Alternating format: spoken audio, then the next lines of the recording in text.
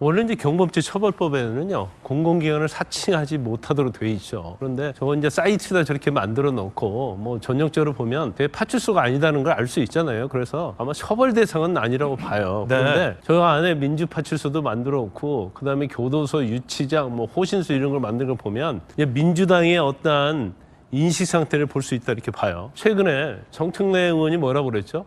윤 대통령 무조건 사형 선고다 이런 얘기했잖아요. 예. 이게 사법부 권한 아닙니까? 그러다 자기가 마치 판사인 것처럼 사형 선고다 얘기를 하고 또 이성유 의원은 뭐라고 그랬어요? 이거 총알바지라도 돼서 총이라도 맞고 가라고 했잖아요. 근데 자기들 답답한 거예요. 경찰이 자기들 위해서 일을 해줘야 하는데 대신해서 자기들 위해서 이 정도 어떤 권력을 가지고 있고 대선에서 우리가 이길 수 있을 가능성이 있으면 사법기관이 나서서 해주는데 안 해주니까 우리가 사법기관 역할을 하겠다고 지금 나선 것이 바로 민주당과 이재명 대표의 인식이라고 저는 보는데 이게 이제 문제가 엄청나게 큰 거예요. 우리가 그냥 생각할 때 이걸 해프닝이 아니다고 저는 보거든요. 예. 중요한 것은 이재명 대표랄지 민주당의 가짜 뉴스의 기준이 일반적 국민이 생각하는 것과 틀린 거예요. 이재명 대표랄지 민주당에게 뭔가 잘못된 거, 그런 인식을 심어줄 수 있는 것은 가짜 뉴스고, 아까 우리가 본 것처럼 뭐 대통령이 도주했다랄지 아니면 미국 대사가 뭐 상종하지 못한다고 했더랄지 이렇게 자기들의 이익과는 상관없이 상대방 자기의 적에 대해서 얘기하는 것은 아무리 팩트가 아니고 그렇다 하더라도 왜곡됐다 하더라도 이건 가짜뉴스가 아니라고 판단을 하는 거예요. 그럼 결과적으로 왜 민주파출소를 만들었겠어요? 허위뉴스, 가짜뉴스를 판별하는 데는 어디죠? 사법기관인데 예.